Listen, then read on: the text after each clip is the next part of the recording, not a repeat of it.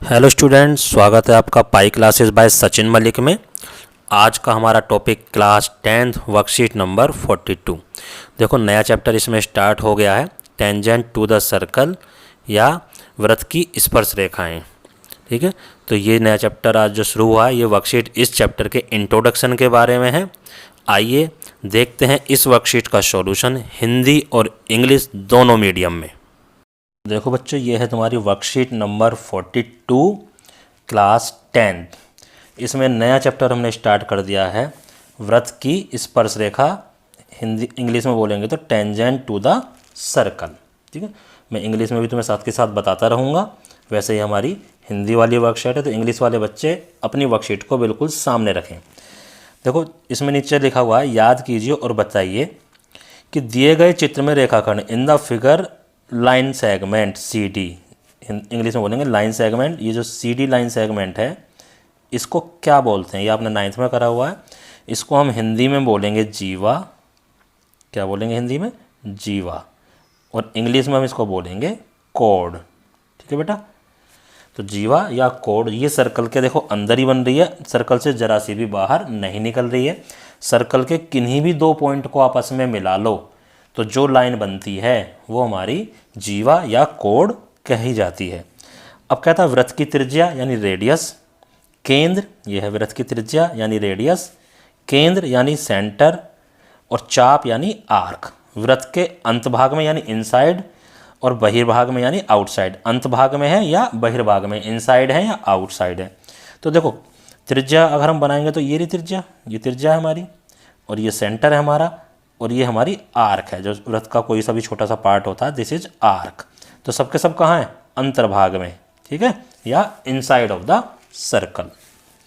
कहता वृत्त का व्यास वृत्त की सबसे लंबी कोड होती है। देखो ये, ठीक है, वृत्त का व्यास। वृत्त का व्यास क्या होता है? वृत्त का व्यास सबसे लंबी कोड होती है जो वृत्त के केंद्र से होकर गुजरती है। ठीक है, जीवा होती है जो वृत्त के केंद्र या सेंटर से होकर जाती है, उसे हम वृत्त का व्यास या डायामीटर बोलते हैं। व्यास मीन्स डायामीटर। ठीक है बेटा, अब देखो नीचे क्या बताया हुआ है। आकृति 1 फिगर 1 कहता है एक लाइन है जो वृत्त के केंद्र से होकर जाती है, यानी सर्कल के सेंटर से होकर जा रही है ये रही। ठीक है, और हम इसको क्या बोलते हैं? जो सेंटर से होकर जाती है और वृत्त को दो बिंदुओं पर कट कर रही है, इसको हम क्या बोलेंगे? वृत्त का व्यास यानी डायमीटर ऑफ द सर्कल। ठीक है बेटा, ये डायमीटर ऑफ द सर्कल हो गया हमारे पास। आइए अब नीचे देखते हैं। अब ये हमारी फिगर आ गई दो, और इनको देखो हम क्या कहेंगे? दूसरी फिगर कौन सी हमारे पास? ये वाली। उसमें हमने लाइन बनाई थी, इसमें यहाँ पर हमने लाइन बनाई थी सर्कल के अंदर बिल्कुल। अब ये जो लाइन है ये सर्कल के बाहर है, और ये सर्कल को कहीं पर टच नहीं कर रही है। देखो जो लाइन है ये वृत्त के बाहर है तथा वृत्त को कहीं पर भी स्पर्श नहीं कर रही है, यानी टच नहीं कर रही है। तो इससे एक तो ये बन गया। एक ये वाला पॉइंट बना लिया कि एक और लाइन है, ये भी वृत्त के बाहर है, लेकिन ये वृत्त को टच कर रही है कहाँ पर? पी पर। तो ये जो लाइन है जो वृत्त को टच करेगी यानी सर्कल को टच करेगी, उसको हम बोलेंगे टेंजेंट टू द सर्कल या वृत्त की स्पर्श रेखा। ठीक है, हिंदी में वृत्त की स्पर्श रेखा और इंग्लिश में टेंजेंट टू द सर्कल। और जिस पॉइंट पर ये टच कर रही है उसको हम बोलेंगे स्पर्श बिंदु या पॉइंट ऑफ कॉन्टैक्ट। स्पर्श बिंदु का इंग्लिश में नाम है पॉइंट ऑफ कॉन्टैक्ट। ये तीसरी फिगर थी हमारे पास। एक देखो ये फोर्थ फिगर है।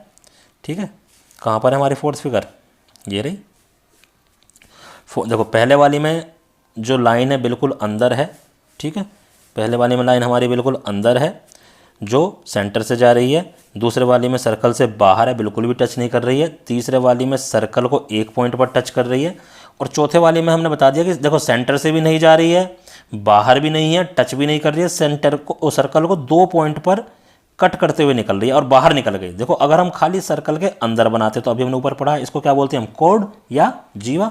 लेकिन ये बाहर चली गई, इसको हम बोलेंगे छेदक रेखा। क्या बोलेंगे इसको? छेदक रेखा, जो सर्कल को काटती हुई दोनों साइड से बाहर निकल जाएगी, या इंग्लिश में बोलेंगे सेकेंड। ठीक है, ये चारों फिगर अब आपको क्लियर हो गई होंगी। अब देखो क्वेश्चन आता है यहाँ पे, ये रहा। क्वेश्चन में क्या कहता है कि वृत्त की जीवा, जीवा यानी कोड, और वृत्त की छेदक रेखा, छेदक रेखा यानी सेकंड किस प्रकार से लगे, देखो तो कोड जहाँ भी बना रखी है, किसी भी डायरेक्शन में बना रखी हो, यहाँ से ये सेंटर से ऊपर है, यहाँ सेंटर से नीचे है, यहाँ भी सेंटर से ऊपर है, ये वृत्त से कहीं भी बाहर नहीं निकल रही, ये सिर्फ वृत्त के अंदर होती है, सर्कल के सिर्फ अंदर होती है, सर्कल से बाहर ये बिल्कुल भी नहीं होती। और जो सेकंड है या छेदक रेखा है, ये सर्कल के अंदर भी होती है और ये बाहर भी निकल जाती है सर्कल को कट करते हुए, ठीक है। ये किधर भी हो सकती है, ऐसे भी हो सकती है, ये ऐसे भी हो सकती है, कोई भी डायरेक्शन इसकी हो सकती है। तो ये दोनों में डिफरेंस है, यानी कोड अगर सिर्फ अंदर अंदर का पोर्शन दिखाया जाए सर्कल का तो वो कोड होती है, लेकिन लाइन को हम दोनों साइड और बढ़ा दें तो वो कोड की बजाय सेकंड बन जाती है, जिसको हम छेदक रेखा बोलते हैं। अब ये देखो इन तीनों में क्या डिफरेंस है, ये डिफरेंस भी दे रखा है इन्होंने। देखो इधर ये हमारी क्या है, जीवा यानी कोड, छेदक रेखा यानी कि सेकंड, और ये स्पर्श रेखा, ठीक है। ये क्या हमारी कोड है ये हमारे पास, ठीक है। ये हमारी सेकंड है, सेकंड, और ये टेंजेंट, ठीक है, ये हमारा टेंजेंट है। अब देखो इनके तीनों के पॉइंट, पहला पॉइंट ये जीवा कहाँ होती है, वृत्त के अंदर होती है, हमने कर ली। सर्कल के अंदर जो होती है वो जीवा यानी कोड कहलाती है। ये वृत्त को प्रतिच्छेद करती है, यानी ये वृत्त को प्रतिच्छेद करती हुई बाहर निकल जाती है, उसको इंटरसेक्ट करते हुए बाहर निकल जाएगी, उसको हम छेदक रेखा कहेंगे। और जो सिर्फ वृत्त को टच करेगी, ये होती तो वृत्त के बाहर है लेकिन ये सिर्फ सर्कल को टच करती है, उसको हम बोलते हैं स्पर्श रेखा। दूसरा पॉइंट, दूसरे पॉइंट में कहता है ये दो बिंदुओं पर टच करती है, ये दो बिंदुओं पर प्रतिच्छेद करती है। प्रतिच्छेद का मतलब एक दूसरे को काट के आगे निकल जाना। यहाँ पर ये जीवा जो है कट के आगे नहीं निकलती, ये सिर्फ टच करती है उसको दो पॉइंट पर, ये कट करके आगे निकल जाती है, ये सिर्फ एक बिंदु पर ही टच करती है, ठीक है।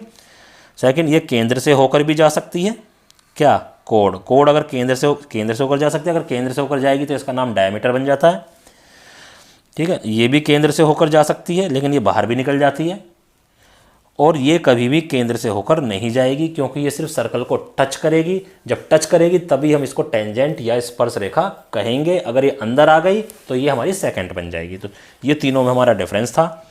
अब इनको देखकर देखो हमें अपने उत्तर देने हैं।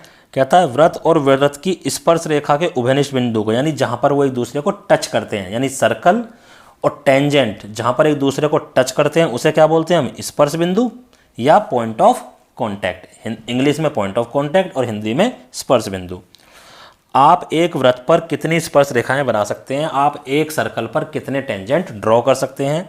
देखो पहले तो ये देखो, ये हमारा सर्कल है, सर्कल पर कितने सारे पॉइंट होते हैं, बहुत सारे। देखो कितने सारे पॉइंट बना लो, कितने भी सारे, तो मैं बहुत दूर दूर बना रहा हूँ, ये बहुत सारे पॉइंट होते हैं, और हर पॉइंट पर हम टेंजेंट ड्रॉ कर सकते हैं, ऐसे भी, ये सब टेंजेंट है, ठीक है। हर पॉइंट पर हम टेंजेंट ड्रॉ कर सकते हैं।